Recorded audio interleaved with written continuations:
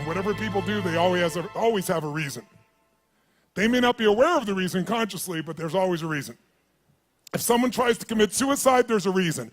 If someone tries to hurt someone else, there's a reason. If someone is willing to work 18-hour days, there's a reason. If someone doesn't want to work, there's a reason.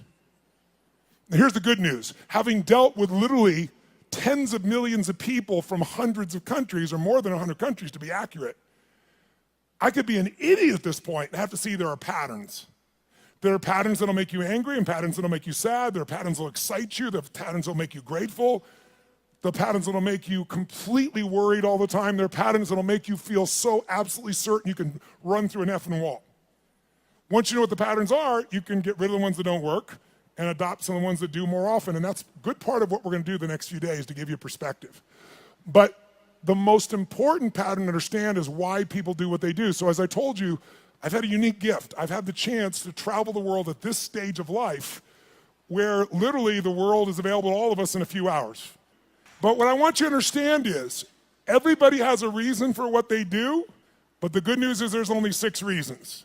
There are lots of different stories, but I can tell you by experience being around the world, there's only 6 reasons. And those 6 reasons are called the 6 human needs.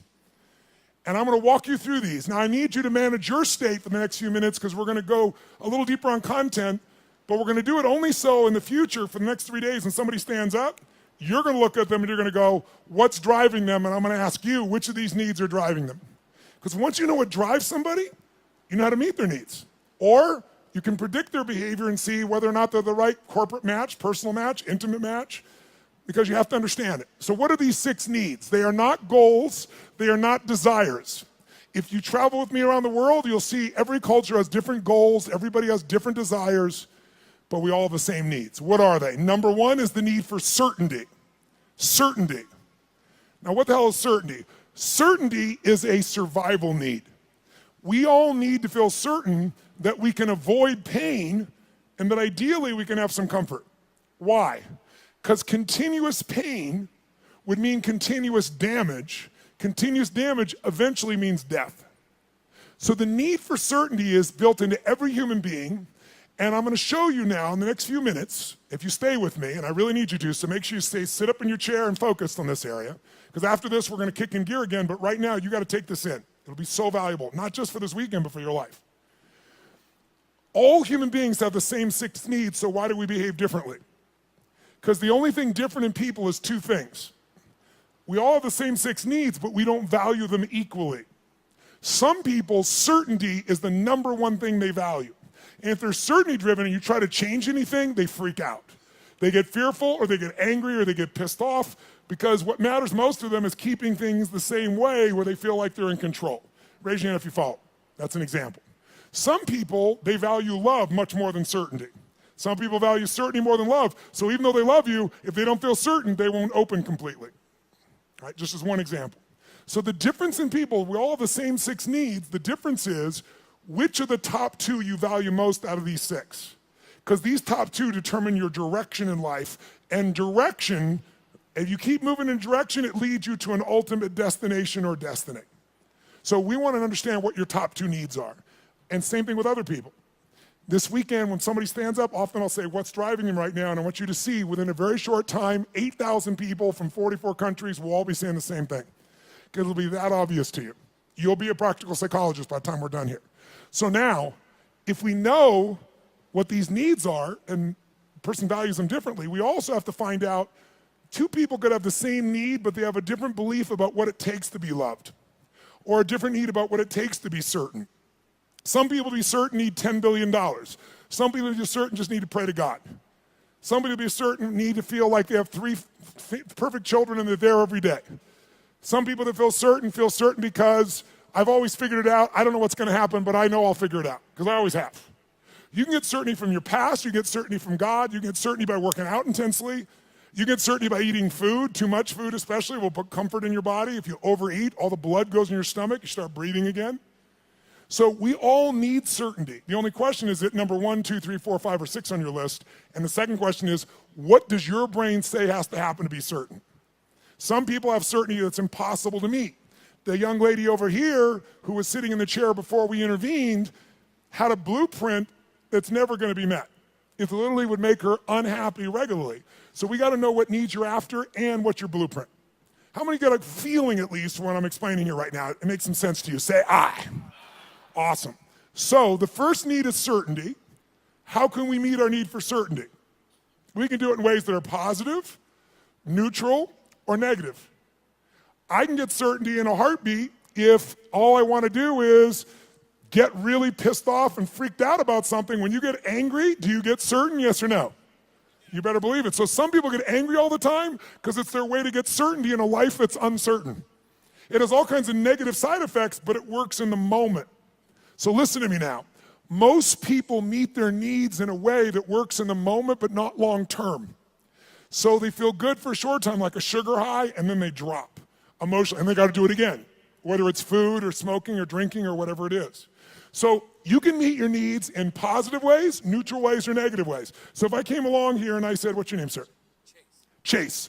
Chase, I want to make a deal with you. How much do you weigh? 246. We're going to weigh you in 5 minutes. He says he weighs 246. If you're within that range, I'm fine. Here's my deal.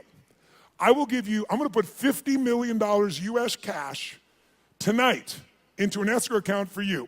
They're going to weigh you. If you lose 50 pounds tomorrow morning by 8:30 a.m., you will receive that 50 million, otherwise I get it back. Can you do it, yes or no? No? Sure you can. Take off a leg, take an arm, we can get your ass there. There's no question, Chase. Is the goal obtainable, yes or no? Is it achievable? Is it obtainable, yes or no? But it's not sustainable, and that's how most people meet their needs. They use a drug or alcohol or food or cigarettes or something to get comfortable, to get certainty back. But the problem is it has side effects long term. Works in the short term, doesn't the long term. Raise your hand if you follow. Say I. So you could get certainty by overeating or smoking or drinking. What happens when you smoke a cigarette? Take a deep breath in and you blow it out nice and long and slow, full exhale. When most of you are stressed, how many have noticed that you either stop breathing or you breathe really shallow? How many have noticed this in the past? So you smoke a cigarette, and in the moment, it meets your need for comfort and certainty. It's killing you, but it works short term. That's how most people live their life. You can get certainty by working out. If you go on a run really intensely, or you go lift weights, and you push yourself, and all that blood starts pulsing through you, do you feel certain, yes or no? And what's the downside? Zero. So there are ways to meet your needs that are empowering, neutral, or disempowering. The parts of our life we don't like are problems. Why would we keep a problem? We're all capable of solving it. Why would we keep a problem? The only reason you have a problem that's stuck around is because it meets some of your needs. Not all of them, or you wouldn't want to get rid of it. But enough of them that it makes it hard to give up. It's kind of like, who's ever been in a relationship way too long? Let me see your show of hands. And how many knew it was wrong while you were there? Let me see your show of hands. So why the F did you stay there? Because of the uncertainty. Because, well, I'm not thoroughly happy. I'm kind of unhappy, but I might be worse if I was totally alone. What if this is the best one I'm ever going to get and I screwed it up? But what happened was most of you had that feeling, talked yourself back down into the relationship multiple times until one day you hit a threshold where your brain went, it was painful in the past, it's painful in the present, it's going to be painful in the future, I'm out of here. Who's done this before? Say I. So there is a threshold that we can find, and if we find that threshold, we can break through it pretty damn easily. We can shift, we can get to where we really want to go. So what I want you to get is, of these 6 needs, we all find a way to meet them. The only difference again is which are your top 2 out of the 6, and I've told you certainty so far, and what are your beliefs or rules or what's your blueprint on how to get that? Her blueprint was please everybody, which is impossible, so it won't work. Raise your hand if you follow, okay? So let's take a look. What's the second human need? Well, first of all, you can get certainty in so many ways. You get certainty by praying to God. You can get certainty by doing a ritual the same way every time. You can get certainty by lowering your expectations, saying nothing ever works, nothing ever will, everybody screws things up. You'll lose your dream, but you'll gain your need. By the way, jot this down. People will give up their goals and dreams to meet their needs. People will give up their goals and dreams. They'll even give up their own values to meet their needs. I'll give you an example. How many of you in this room consider yourself to be an honest person, very honest person? Raise your hand if you consider yourself to be very honest. Raise your hand nice and high. Okay, drop your hand. Raise your hand if you lie. Let me see your hands if you lie. You can explain this to me, will you? Here's how it works. See, in your mind, you know who you are. Why would someone lie who values honesty? No one told you to be honest. You want to be honest. Because if you think being honest is going to cost you one of your needs like love or certainty, you'll lie. You'll call it a white lie, but you'll lie. Who knows what I'm talking about? Now, there's some people that never lie because they value certainty of always telling the truth so much. Right? It has to do with their rules or their belief structures. Does this make sense? So tell me something. You can meet the need for certainty so many ways, right? So here's the question. You can go ahead. Here's the question.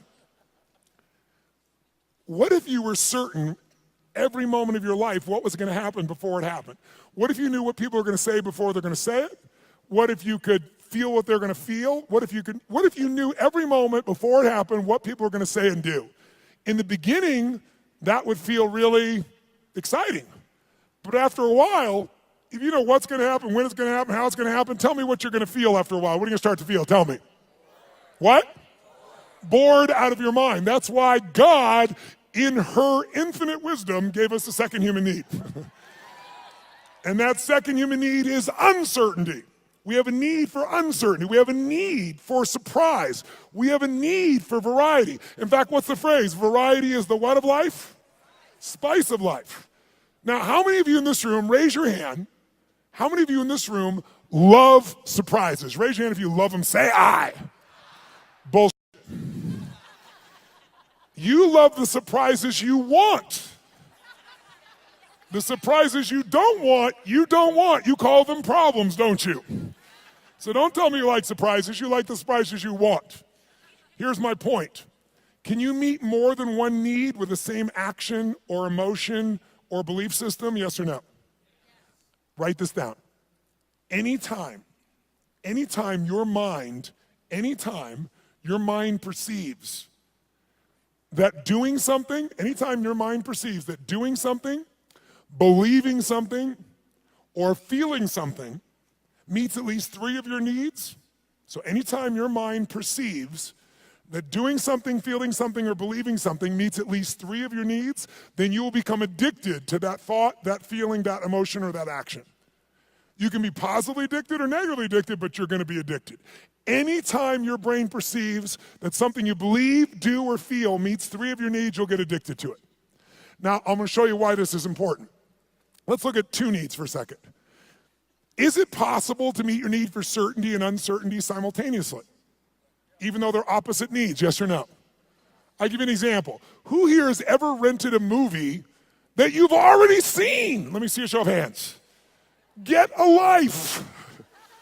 Now, I've done it too. Why would we rent a movie we've already seen? We'd rent it, why? Because we've seen it before, so we're certain it's good, and we're hoping it's been so long we forgot enough that it'll be variety when we watch it again. Who knows what I'm talking about here? Say I. So you can meet both needs, but if you meet three needs, you will become addicted to that behavior. Whether it's a good behavior or bad behavior, doesn't matter. It'll be a positive addiction or a negative addiction, but you'll be addicted. So let me give you, how do you get variety? You can get variety in positive ways, negative ways, or neutral ways. You can get variety by learning, growing, taking on a new goal, a new challenge. You can get variety through a conversation with a friend. You can get variety by praying to God. There's so many ways to get variety, aren't there? But you can also get variety in negative ways. You can smoke a joint, and maybe that's not a negative way, but it sure will change your state. But it has side effects, right? During that time, you're not going to function maybe at the same peak or understanding. Or some people use other things, cigarettes, alcohol, anything. There's so many ways to get variety. The question is, are your ways positive, neutral, negative, or empowering? How many follow? Because we all have ways of getting that variety, that uncertainty. So here's what I want you to do. Third human need is significance. The need to feel unique, the need to feel special. Yes, I hope that picture makes you feel special. Okay? The need to feel unique, special, important.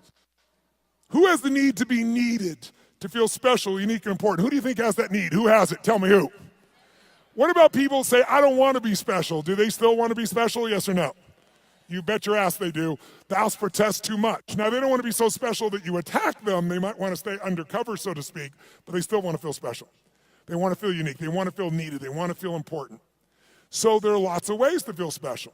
You can do it by working your ass off, taking huge risks and achieving something to feel special, or you can tear down everybody else that's trying to build something.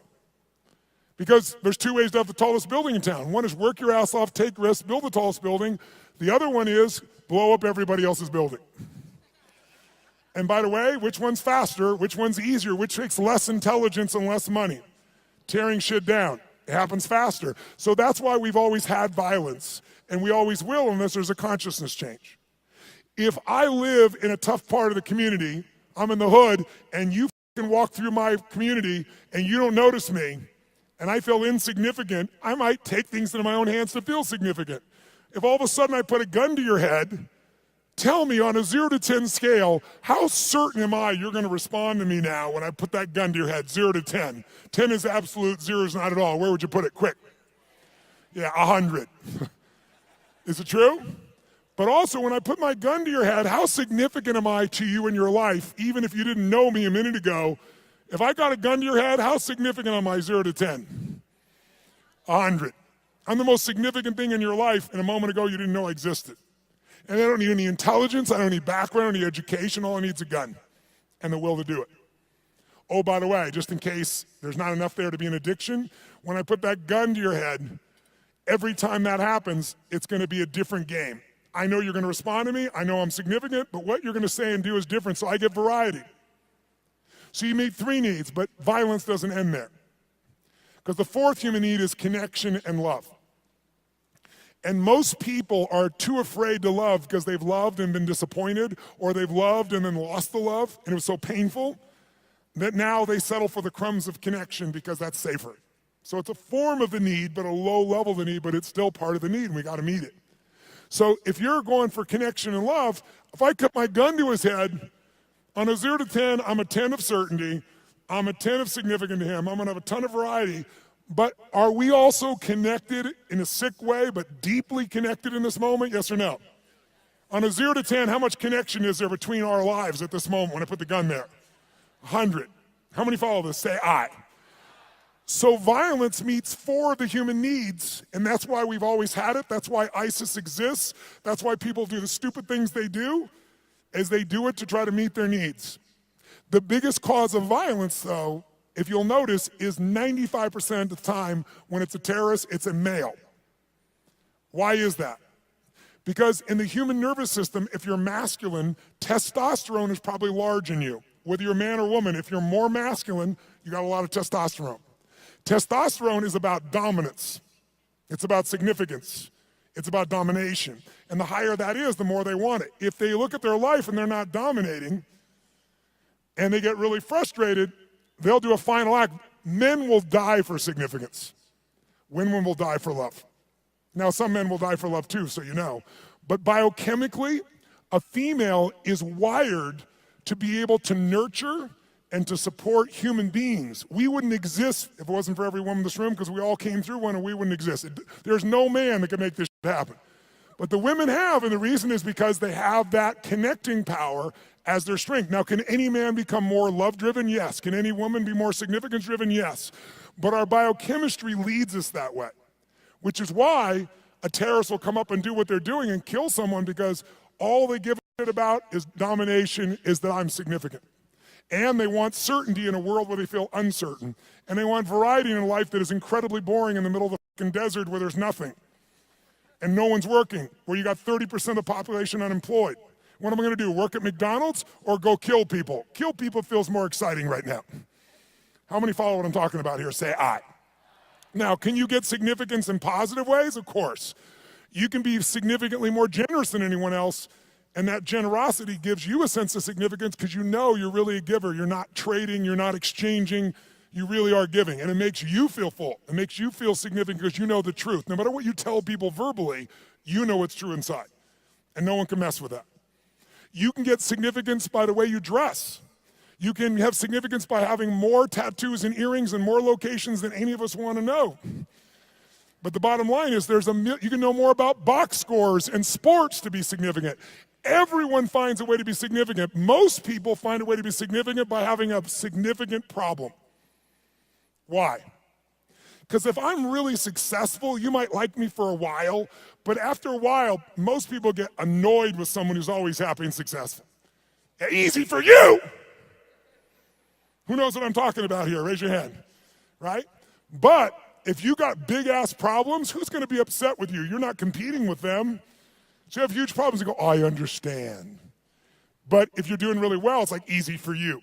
So most of us unconsciously learn to create big problems as a way to connect because it's the safest way to connect and not be rejected. Some of you do it like she does by trying to please everybody all the time.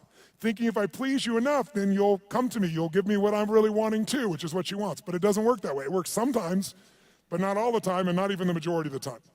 How many follow here? Say I. So we have what needs so far? Number one is, nice and loud, number one is certainty. Certainty you can be comfortable, you can avoid pain, you can survive, you can be comfortable. Second human need is the need for uncertainty. Also need for variety or surprise.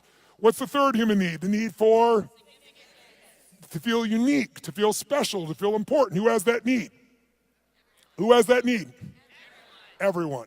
And the fourth need is the need for connection, and most people settle for connection because love is too scary, because they loved and it was so wonderful and it went away and they don't want that pain anymore. So they want love, but they settle for connection.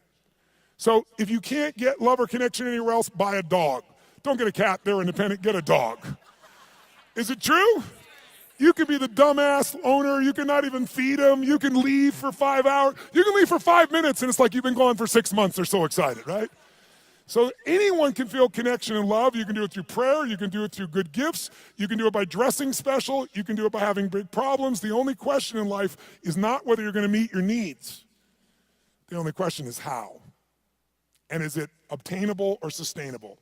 Is it empowering, neutral, or negative? And if you want to change your life, willpower never lasts. But when something meets more of your needs, it's effortless. If you want to know what the biggest addiction is in our culture, it's not alcohol, it's not some form of prescription drug, it's not an illicit drug, it's problems. Because problems allow us to try to deal with our deepest fear that we're not enough and we won't be loved by saying, it's not me, it's this problem. It's just that I have ADHD, it's just that I've been through this, so most people meet their needs through problems. Unfortunately, they don't meet their deepest needs, because up until now, we've described the first 4 needs, which are the basic needs of your personality. But if everyone, by the way, finds a way to meet these first 4 needs, even if to lie to yourself, if you gotta work 20-hour days, you will find a way to meet your need for certainty, uncertainty, significance, even if it's just you have worse problems than anybody else, connection to yourself, you will find a way. But the final 2 needs are the needs that create fulfillment, and they are the spiritual needs, not religious, but spiritual. The 5th human need is growth. We've already said it. We grow or we what? There's no way around it. If your business isn't growing, it's dying. If your relationship isn't growing, it's dying. There are no plateaus in this life. Who's with me here? Say I. So growth is life. And if you want a one-word key to happiness, I'll give it to you right now because it's real obvious having worked with millions of people. Progress equals happiness. If you're not even where you want to be, you're still overweight, you're still financially struggling, you're still not where you want to be in your career, but you start working out. You haven't even lost the weight yet, but you start feeling better, you start making progress. Or you start to change that business. Still not there yet, but you're making progress. Or change that relationship, or change your body, or change your health. Anytime you start making progress, your happiness will go through the roof. Anytime you achieve things and you don't set up something new to go for quickly, you'll lose momentum, and in a short time you won't be so happy. Because the law of familiarity will come in, and this thing that once was this big dream will now just be something that you're used to. So the purpose of a goal is not to get the goal. The purpose of a goal is who we become to achieve it. What you get will never make you happy. Who you become will make you very happy or very sad, depending upon how you approach it and what you do with your life. So our approach here is we want to grow.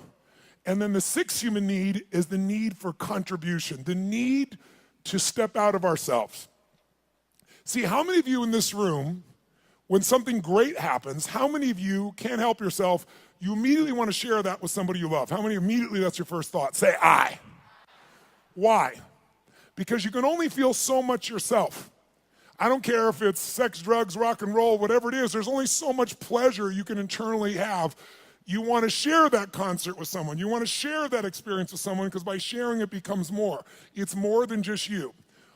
Growth and contribution are our fifth and sixth needs. They are our spiritual needs. They are the needs that fulfill us. Everybody finds a way to feel somewhat certain, some variety, some significance, even if they got to tear people down, some connection. But very few people grow continuously and contribute continuously, which is where all the joy is. How many follow here? Say I. So we're going to make a couple distinctions. But first of all, can you meet somebody and in a few minutes start to pick up which needs might be driving them most? Yes or no? Yes or no? Of course you can. In fact, I'll give you an example. I was flying, I don't know, this was probably 5, 6, 7 years ago. I was flying this small plane across the country, and I was being the pilot. And I landed in Kansas City. And I landed in Kansas. And I'm in this little airport in Kansas, and I get out of the plane, and this young man comes running out, and he's like so enthusiastic and so, just such a sweet, good soul. You know, you immediately got a great hit off this kid. And he says, what can I do for you? I told him I'm just flying through, I just need to refuel. He goes, how much do you need? I said, just fill her up. He goes, no problem, I leave. As I leave him, come around the plane to walk up the steps to go into the FBO, the fixed-based operation where I'm stopping for the moment. I'm gonna go up and use the facilities, and there's a young girl sitting on the stairs here, and she looks really intense. She's gothic, you know, that goth makeup. She's got, I don't remember the exact number, but like 15 earrings on one ear, one through the nose, really intense looking little character. So I noticed her on the way in, and as I walk up the steps, I walk by her and go inside, and when I came back out, the steps are really wide, so I sat on the step just beside her. She's like one person away, and she looks up at me and goes, what do you want? I said, what do you want? She said, nothing. I said, nothing. And then we just sat there. She's like, in her space. And I said, actually, there is something I'd like to know. I said, you don't have to tell me, but I'm going to leave here in a few minutes. You're never going to meet me again. Is that your boyfriend out there? She goes, well, sort of. Like she wants him to be, right? And I said, that's nice. I said, he seems like a really, really nice kid. He's not nice. He's strong, she tells me. I said, okay, well, I think he's strong and nice. She said, well, maybe he is. I said, I'm going to leave in a couple minutes, but I'm just curious. I said, how old are you? She goes, what does it matter? I said, it doesn't, and I'm about to leave, so why don't you tell me? She said, I'm 13, and I about fell over. This girl, 17 would be the youngest I put her, totally made, makeup made up in every detail, right? So I'm like, wow. She goes, are you surprised? I said, yeah, I'm really surprised. She goes, did you think I was older? I said, yeah. I said, and that kind of saddened me a little bit for you. She said, what? I said, I don't know. I said, I'm curious. I'm going to leave here in a few minutes. And she goes, you're curious about a lot of things. I said, I am. I said, how come, and I'm making up the number, it may have been 13, but it was more than 12. How comes 13 or 15 earrings? And she says to me, because everybody else has 5. Now, if I don't tell you anything else about this young lady, what would you say is the number one need that's driving her at this stage of her life right now? Nice and loud, go. Which one, nice and loud? How many said significance? Raise your hand. Absolutely right. You can see it easily. But people are driven by more than one thing. And as I'm watching her in this really tough-ass approach and thinking about how she's adapted to be unique and significant, I look down and I see she has a keychain, and it's a Tigger keychain. Tigger, the Disney character, Winnie the Pooh Tigger. And I go, cool keychain. And she goes, yeah. And all of a sudden I saw a little girl there for a second. And I said, Tigger, I said, where'd you get that? She goes, well, my dad got it for me. And all of a sudden, there's a 13-year-old girl there. It's totally amazing. And I said, really? She goes, yeah, I really love Tigger. I even have Tigger curtains, and I have a Tigger sheets. It's embarrassing, but I love Tigger. So tell me something. this woman's need. She meets her need for significance by doing what? Being gothic, being different than everybody else, 15 earrings, tough ass, makeup. But she's still a little girl and she has another need called certainty and comfort. And where does she get that? Tigger and her dad. And you can see it right there in front of you. After this weekend, you will never see the world the same way if you stay awake. Instead of seeing people's behaviors, you're going to see their attempts to meet their needs. And when people do stupid things, they're just starving to meet their needs and they're finding something that isn't very effective, or it's effective short term, but hurts them long term. And because you've done this, you can have compassion. How many of you have something on your list, more than one, where you're doing dumbass things to meet some of your needs, and even though it doesn't meet all your needs, it meets some of them, and so you keep doing it? Let me see your hands here. Say, I. So we want to shift that. The Tony Robbins podcast is directed by Tony Robbins and hosted by Anna Jorg. Carrie Song is our executive producer. Tyler Culbertson is our associate producer. Jamie Carvajal and Adriel De La Torre are our digital editors. Special thanks to Diane Adcock and Mary Buckheit for their creative review. Copyright Robbins Research International.